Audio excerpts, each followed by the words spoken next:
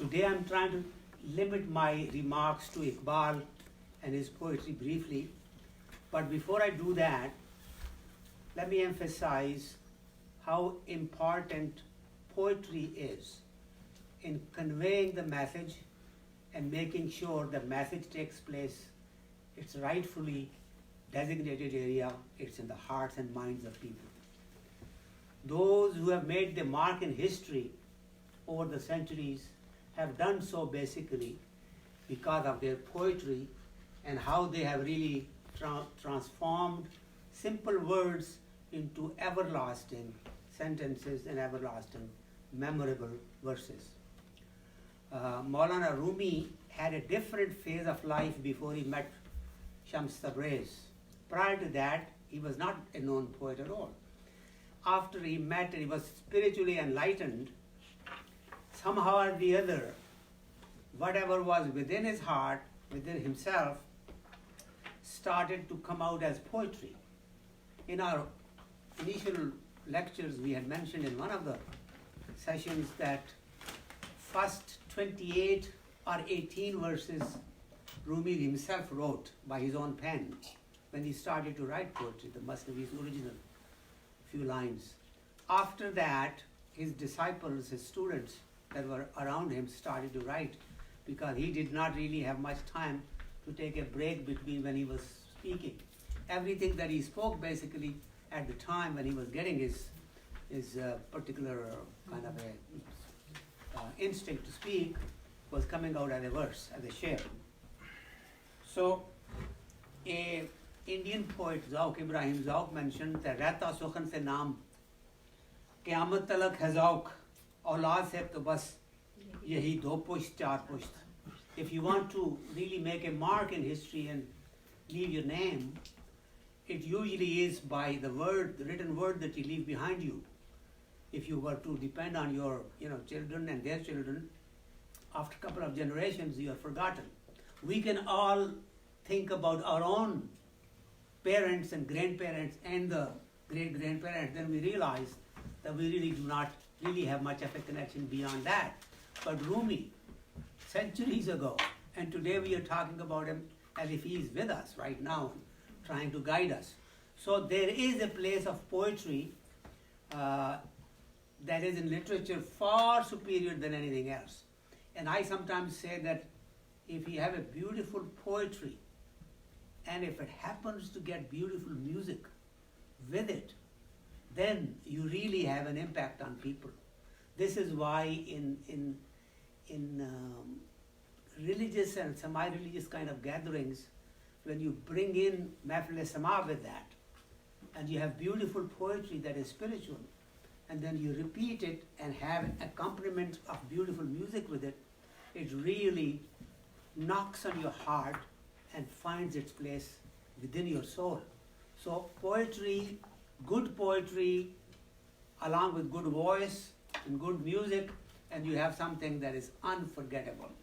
Now, both Rumi and Iqbal have used verses, used poetry to transmit their message, although Iqbal clearly states that please do not remember me as a poet, remember me as somebody who has given a message and just passed on his feelings to others, but we know that that was his inkasari, that was his being, his greatness. But actually he's a fantastic, phenomenal poet.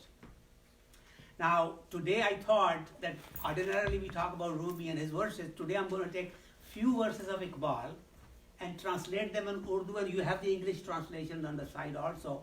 You can reflect on it a little bit.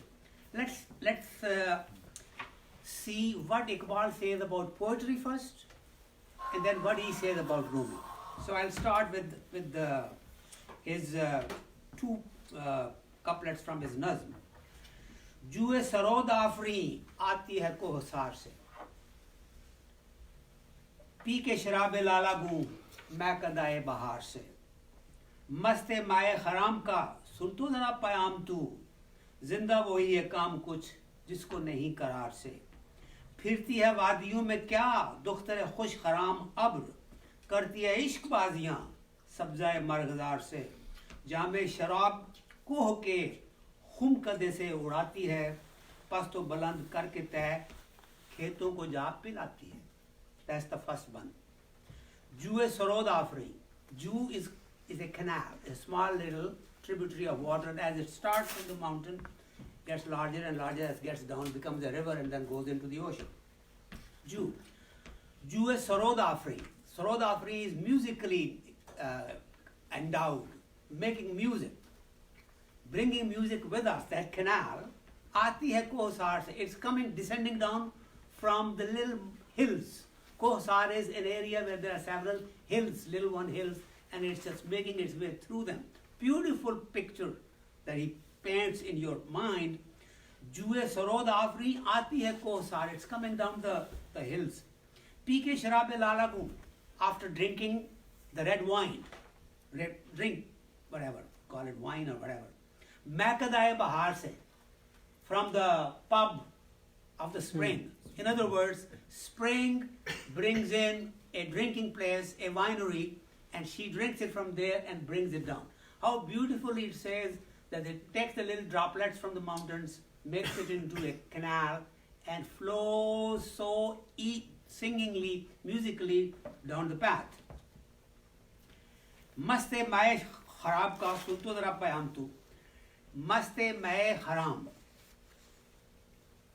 She is now intoxicated with that wine, and she's giving sunto dara payam tu. Please listen to her message. Just pay attention to her message. What is it? Zindagi wohi hai, zinda wohi hai kaam kuch jisko nahi karar se. He is the only person alive. Zinda wohi hai. He is the only one alive. Kaam kuch, who has nothing to do with, jisko kaam kuch nahi karar se. Zinda wohi hai kaam kuch jisko nahi karar se. He is the only one alive that does not stay still. Keeps on moving, keeps on struggling, keeps on moving. She is teaching you that I am a nadi because I continue to walk. I don't stop. If I stop, I become a pond. So she doesn't want to be a pond. So look at the imagery. फिरती है वादियों में क्या दुख्तरे खुश खराम अब्र. Now he called it दुख्तरे खुश खराम of abr, of a daughter of a cloud walking so beautifully. फिरती है वादियों, it walks, it roams around in the valleys. Again imagery. करती है इश्कबाजियाँ सब्ज़ाए मर्गदार से. It's really enchanting and trying to flirt around with, I said being lovey-dovey, but she is actually trying to be romantic with the greenery of the pasture land. Marzar is where your cattle go to graze. Meadows. फिरती है वादियों में क्या दुख्तर है खुश खराम अब्र. करती है इश्कबाजियाँ सब्ज़ाए मर्गदार से. जामे शराब कोह के खुम कदे से उड़ाती है. She actually snatches away. When she उड़ाती है, किसी ने कोई चीज़ की उड़ा ली, means she actually takes that away, even if they don't want to give it to her.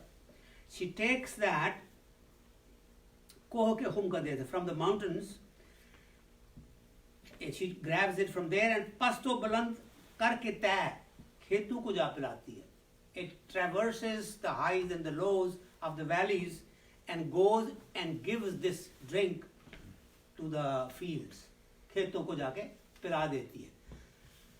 Here the symbolism is the canal takes something that is needed by the fields from the mountains and brings it to the fields where you sow down your seeds for your crops.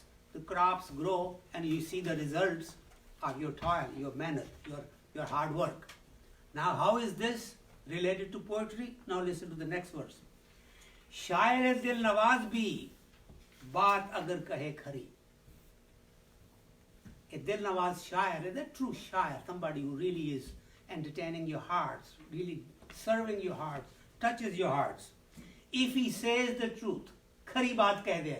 If he tells you really the way it should be told, doesn't beat around anything, basically gives you the facts as the person perceives them in his mind. होती है इसके फैज़ से मज़राए ज़िंदगी हरी. Because of that, mazra is that kheti, where the tillers actually sow it. Like mazare, working on the fields, mazra is the field in which he works. So of the life, the field of life is fed by that good poets, good verses. शान खलील होती है इसके कलाम से आया. When he speaks, he is out there to break and shatter all the idols. And he works the work of Ibrahim Khalilullah, who actually shattered and broke all the idols from the old Kaaba and gave the message of oneness of God. शान खलील होती है उसके कलाम से आया करती है उसकी कौम जब अपना शियार आज़री. When the nation starts to worship idols and follow their own wishes and whatever desires they have, just like Professor Saab was alluding to the fact that when you start to pursue your own desires, then the nafs is fed, but your mind is not fed.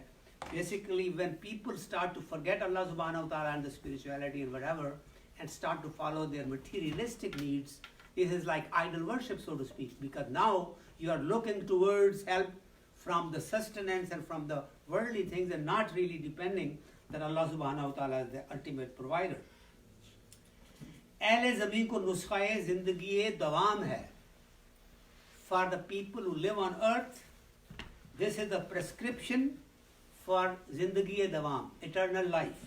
That poetry he's talking about. Khoon jigar se tarbiyat pati hai jo sukhanwari. The words that come out after really thinking, after really, choosing the right words and working at it so that you come up with a message pure, simple, clear, and perfect.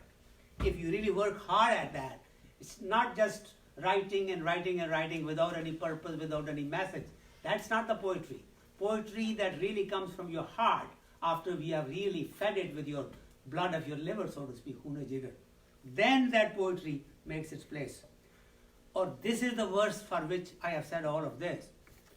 Gulshan-e dahr mein agar juए माए सुखन न हो, फूल न हो, कली न हो, सब्जा न हो, चमन न हो. Iqbal says that if this poetry, juए माए सुखन, canal of the wine of the poetry, words, if this canal of the poetic thread that has been coming down by intellectuals down to us, if this does not exist, Gulshan-e dahr, Gulshan-e dahr is the world. All created world is dahr. Gulshan is its presentation, so to speak. Agar juए माए सुखन ना हो, फूल ना हो, there won't be any flowers. Kali na ho, there will be no buds. Sabza na ho, there will be no greenery. Chaman na ho, where as a matter of fact there will be no gardens. So all the beauty of actually literature, he says, comes from the good poetry. And if this is taken away, all that raunak, all that colorfulness of the life will totally disappear. So, after having said that in praise of poetry, let me just give 3 of his verses that he's trying to tell us as to where are you going to get that. And that's a galat nigar hai, teri chashme neem baaz ab tak. Nigar hota hai vision, dekhne wala. Galat nigar is looking at the wrong side. Teri chashme neem baaz, your eye that is half open. You're not even fully opening the eyes and you're not looking at the right place. Up to now, you have not been concentrating and looking at the right place where you must be looking. He's addressing all of us. Tera wajood, tere waaste hai raaz ab tak. Your existence, your being, even for you, it's still a secret. You still do not even know who you are. Galat nigar hai teri chashme, neem baaz ab tak. Tera wajood, tere waaste hai raaz ab tak. Tera niyaz nahi aashnae naaz ab tak. What is niyaz and what is naaz? Tera niyaz nahi aashnae naaz ab tak. Hota hai na, when you meet somebody that you love, आप न्याज़मंद होके जाते हैं, अगले वाला नाज दिखाता है. Can you correlate that?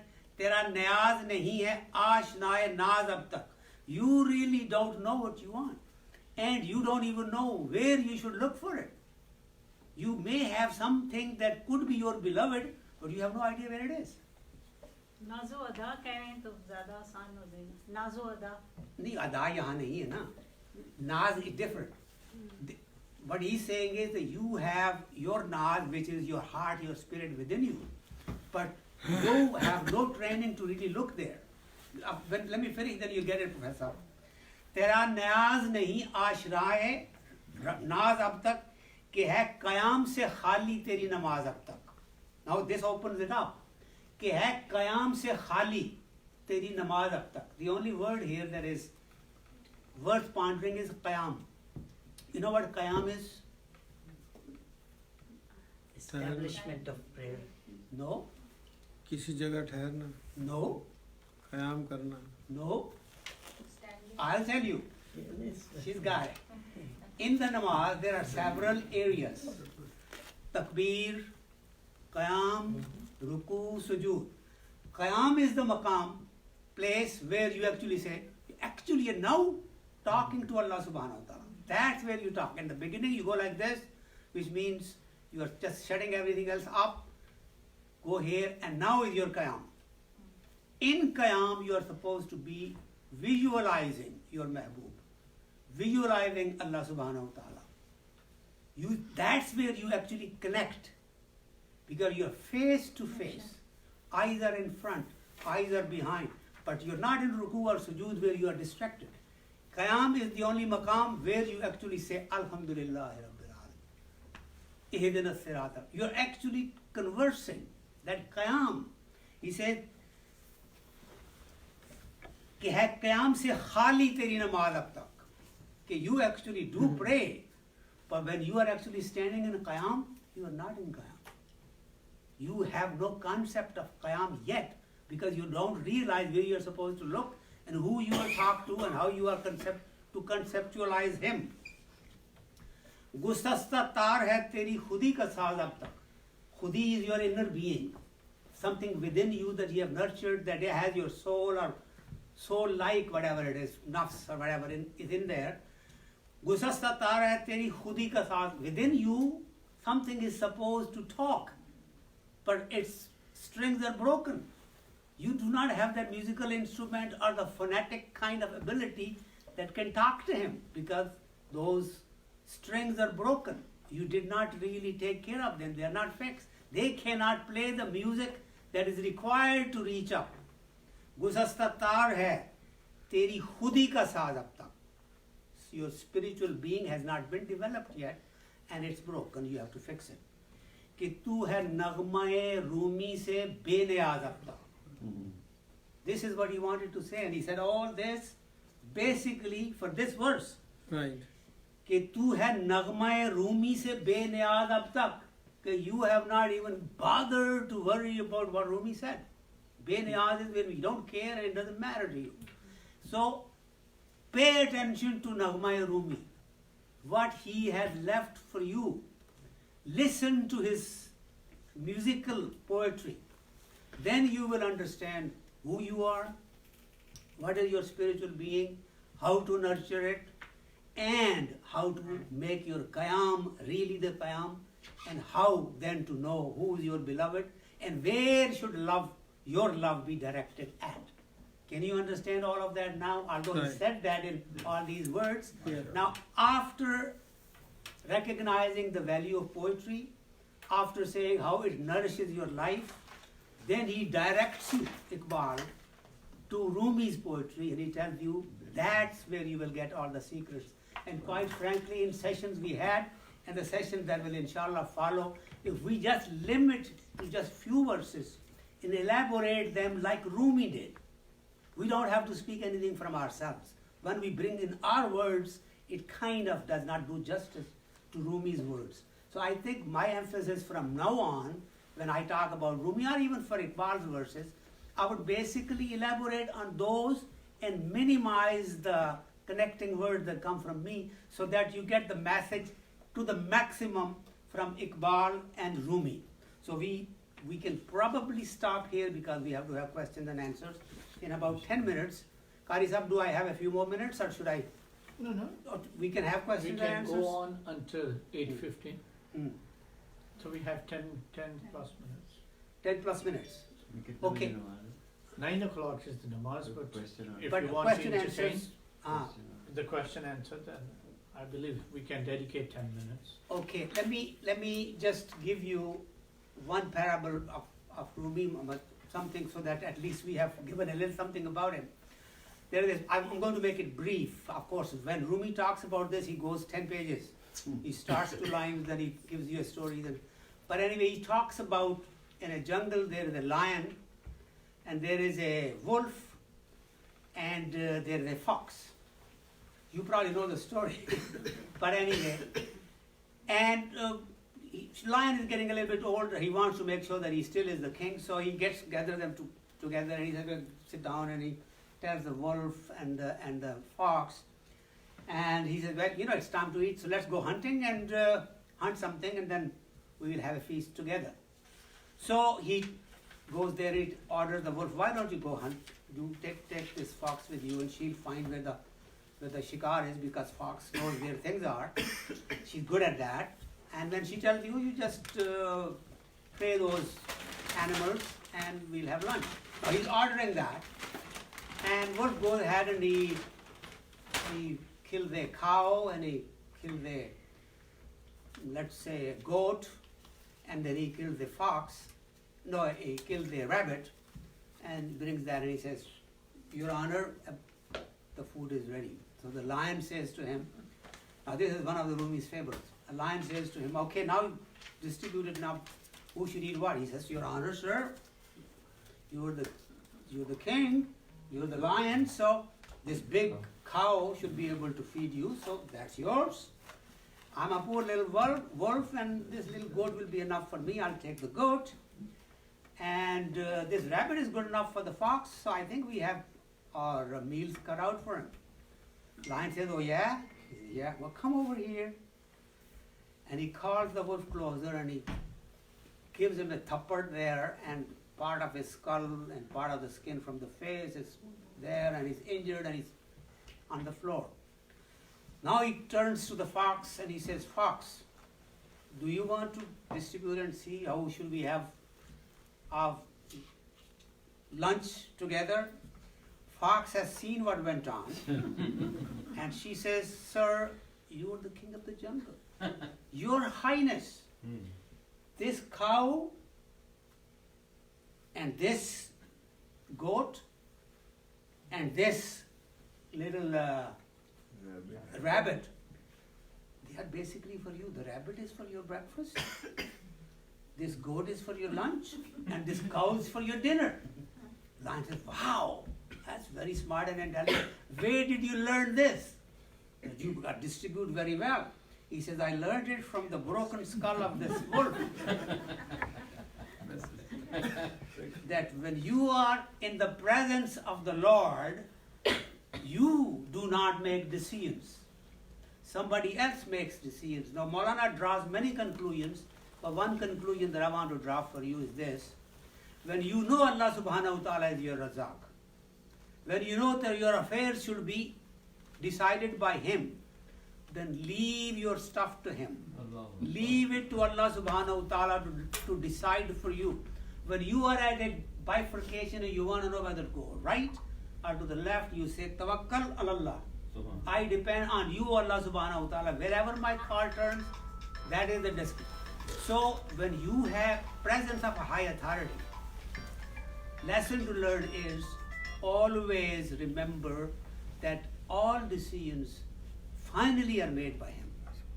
We may think that we go here and we go there and we did this and we did that, but quite frankly, those who befriend Allah subhanahu wa ta'ala, life becomes easy for them. All you have to do is submit totally like that fox did. They chose these animals very nicely. Rumi knew exactly. The fox is very cunning and intelligent and smart. The wolf really loves to kill and eat, and obviously he was trying to be fair, but fairness does not matter. I cannot give you all the parables the Rumi gives, but if you read that extends over a few pages, you see at every step he teaches you a lesson. Why he did that, why he did that, why he picked the fox, why. All of that is in Rumi's books. All we really have to do is learn. So this is an excellent example basically to make us realize that we may think we are very intelligent, we may think we have learned a lot, read a lot, we know a lot. We quite frankly, we do not.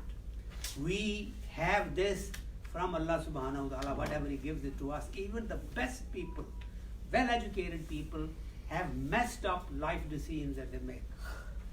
They think they have done this, that, and the other in the right way, but unless you really leave your affairs to Allah subhanahu wa ta'ala and submit before His will, things are difficult and could be much more difficult. So we have an easy solution. Leave it to Allah subhanahu wa ta'ala, do the best you can, be sincere with yourself, and realize your true guide is within you. In future lessons we'll talk about where you connect, how you connect to Allah subhanahu wa ta'ala. It's not difficult at all.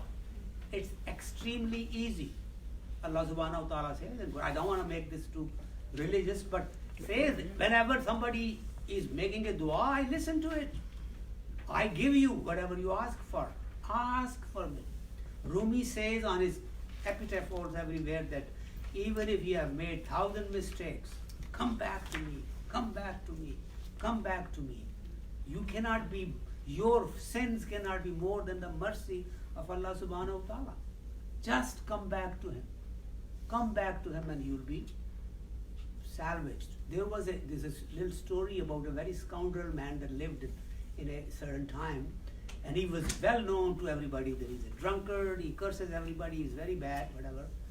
And somehow or the other, one day he did some very bad mischief and somebody threw him out. And he was hurting and he was crying, and his family also kind of abandoned him. And he's out there, and suddenly, when he realized that he's hungry, nobody really helps him, everybody knew how bad he was. So he puts his hands up and he said, Allah subhanahu wa ta'ala, I realize I have been bad and committed so much. I have nowhere to turn to. I'm hungry for 4 days. Nobody wants me to give me any shelter. You are the only one left. Do something for me. So he goes to sleep. Somebody else sees the dream. Allah subhanahu wa ta'ala telling him, oh so and so, get up there. Mera ek banda flan jagah pe hai. He's hungry and he's out there in the environment. Take care of him. So this man goes up, and truly where he was told to go, he goes there and he finds this man. But he was at his last breath. And he was basically dying. And when this man went there and tried to feed him, he died. He passed away. Now, he is ordered by Allah subhanahu wa ta'ala to give him a funeral and give him a burial and bury him like a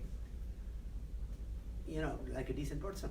So he does that and he sleeps, and everybody was telling him, this man doesn't deserve this, but he did that, but he was given. He says that he saw it in the dream. Then, after doing all of that, he sees that this man is being treated this way, very elegantly up in heaven. And because of him, this person who was told to do, he also was getting all the accolades and stuff like that. And he says, my banda, he was my servant, and he looked up to me when nothing else was there. I had forgiven him for whatever he had done. Who are you to question it? So you should not have to worry about, don't even respond to others. Take care of him like I told you. And he did, obviously, and he was in Jahannam. But this is basically the lesson here is that even if you get that opportunity at the last minute, even then Allah is most forgiving and He forgives you. So connecting with Him is not difficult at all, but we have to have that faith, that understanding, and sincere belief that that is possible. I still have a minute, no? Sure. ਇਸ ਹੱਦ ਤੱਕ ਯਕੀਨ ਜਿਹੜਾ ਹੈ ਬੰਦੇ ਨੂੰ ਇਸ ਹੱਦ ਤੱਕ ਯਕੀਨ ਜਿਹੜਾ ਹੋ ਜਾਂਦਾ ਵਲੀ ਹੋ ਜਾਂਦਾ ਹਾਂ ਬਿਲਕੁਲ ਉਹਨੂੰ ਤਾਂ ਫਿਰ ਕਿਸੇ ਚੀਜ਼ ਦੀ ਜ਼ਰੂਰਤ ਹੀ ਨਹੀਂ ਰਹਿ ਜਾਂਦੀ Exactly. If you have that kind of a faith, then you're taken care of. आए प्रोफेसर साहब यहाँ आए आप सवाल जवाब होगा ना? Any questions? I have a question. Sure. From the first presenter. She talked about Maulana Rumi saying that there are no real human beings. इंसान नहीं है इस दुनिया में. So I want to know, is in his poetry somewhere he defined इंसान? उन्होंने यही रूहानी और बातनी औसाफ जो इंसान के लिए ज़रूरी होते हैं उसकी तरफ इशारा किया है। वरना वो ये उन्होंने कहा है कि सिर्फ ख्वाहिशात का असीर रहना और दुनिया में खाना पीना और औलाद पैदा करना और रुखसत हो जाना ये इंसान का मुकाम नहीं है। तो ऐसा इंसान जो अपनी तख्लीक के मकसद से बाखबर हो और रूहानी और बातनी औसाफ से माला माल हो, मैं उस इंसान की तलाश में हूँ। Let me answer part of that also. This is in the middle of a conversation that he's having. He was walking there. If you read the verses before and after, he's talking about the struggle of humans. He's not basically giving a verdict. He's basically saying, when at that moment in particular discussion, he's saying that when he was roaming around and he was going here and there, everybody was asking, what are you looking for? What are you looking for? He says, I am looking for something that is not even visible here. I'm looking for something that doesn't exist. So in other words, his vision was far beyond that. But he is using, this is in the middle of his discourse. If you want, maybe next time we can use that segment before and after also and expand on that thought. But he says, I'm looking for one that is not even here. In other words, you can't see him. He's up there. He's giving a parable about Allah subhanahu wa ta'ala. Although I'm looking for humans, but I'm looking for a human that's connected to him to the extent that I would like to see. So this is describing it, not denying that there are not humans.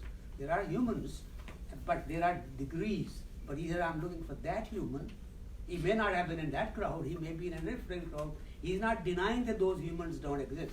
He's only saying that he's looking because he's still struggling to go and make sure that those people are somewhere there that know that they should be worth seeing. Good question. There is a story, Dr. Ji.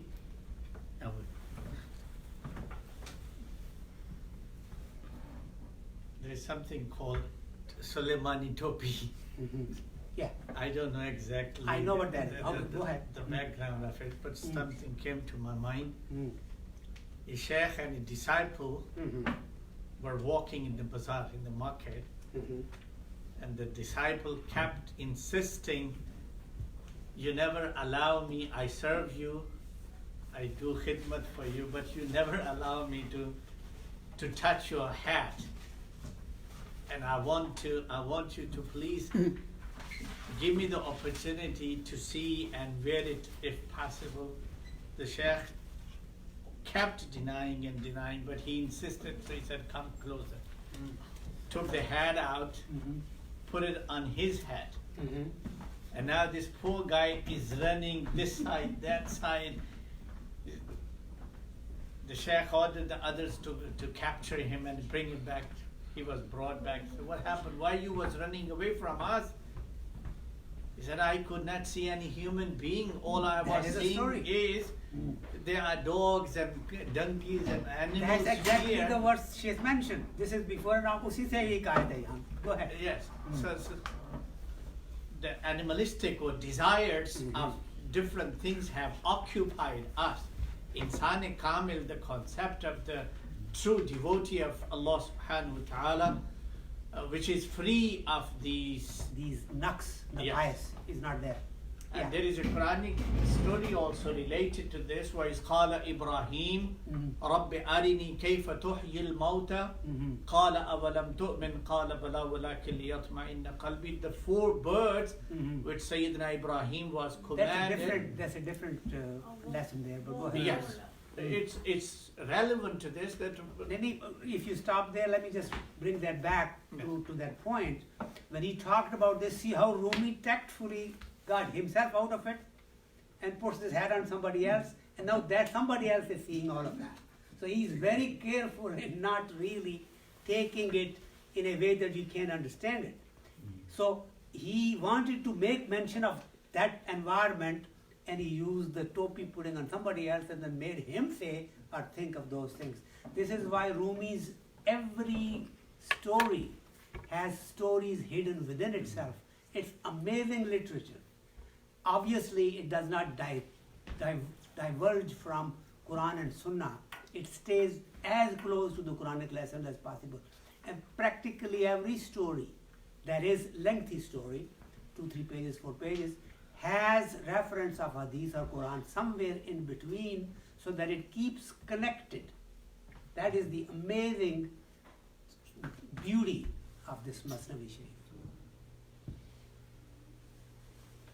The Qari Sahib's, he didn't complete when you stopped. Or the other one, well, that is the story in Quran where he's asked, then Allah subhanahu wa ta'ala tells him to take 4 birds, cut them, mince them, put them on 4 different mountain tops and call them. Titu! And the Titu comes here, the Titu comes here, all 4 parrots come separately as nothing happened. Then he says, now I believe that I've seen it.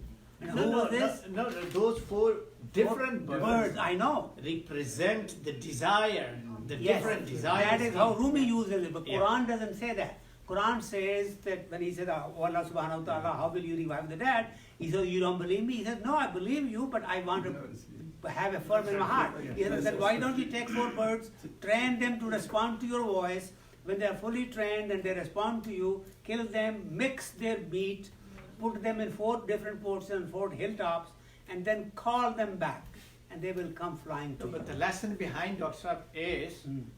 when those desires, animalistic desires within human personality are suppressed, as those dead birds became alive, and Sayyidina Ibrahim alayhi salatu wasalam went through that experience, if human beings become free of those desires, they travel towards Allah subhanahu wa ta'ala and become the true devotees because the desire has been suppressed. That is stretching too much, Kaisa. No, that particular tafsir, if you read it, it's only in faith in Allah subhanahu wa ta'ala's ability to bring you back in life. But those 4 birds, if we are to ये consult, मुर्दों को जिंदा करने की जो अल्लाह की कुदरत है उसकी वो तरफ उसके लिए था, इशारा है। बस वो उसी के लिए है, not with other 4 things. नहीं। ये जो बाकी हमारी डिजायर है ना 4 वाली, ये तो रूमी की हिकायत में मिलती हैं आपको. But in that part of those 4 different birds हाँ. represent, they are different ones. They are not, 4 are not the same. They I are- realize that. I Yeah. realize that 4 are different, and they were mixed up and they got together only to strengthen the faith. That was done. Just like when somebody said, "How will this town be revived again?" and it's all destroyed. To show him, he had to sleep there for 300 years, and to see the city be built again. But these are the instances where. And the hikmah behind this all is for it to come in Quran, for us to believe in that, and then have no reason to deny when we are given a story, something like this, by a credible person, although its story may not be in Quran, but the person is credible. Now you have to believe that, because this is possible with Allah subhanahu wa ta'ala. That's why those 2 stories are in there. Otherwise there may have been millions of other stories, could have been in Quran. They're not. Not everything is in Quran, and yet we have enough in there that is totally unbelievable that we must believe because it's now the word of Allah subhanahu wa जैसे ta'ala. साबिक़ काफ़ को जिंदा किया गया बिल्कुल वही बात, वो भी तो है. और वो उनके गधे को जिंदा किया हज़रत उज़ैर वो तो वही जो शहर वाली बात है वो. अच्छा डॉक्टर साहब, एक क्वेश्चन मैंने आपसे पूछना है कि अच्छा. एक आम सी बात साइंस कहती है कि ये इजिप्ट के जो पिरामिड्स हैं ये किस तरह बने हुए हैं, ज्योमेट्रिकली एक्यूरेट है. That's not. नहीं, एक बात है. That's not part of this discussion. No, मैं We'll talk about अज़ान का वक्त हो गया. अच्छा हाँ.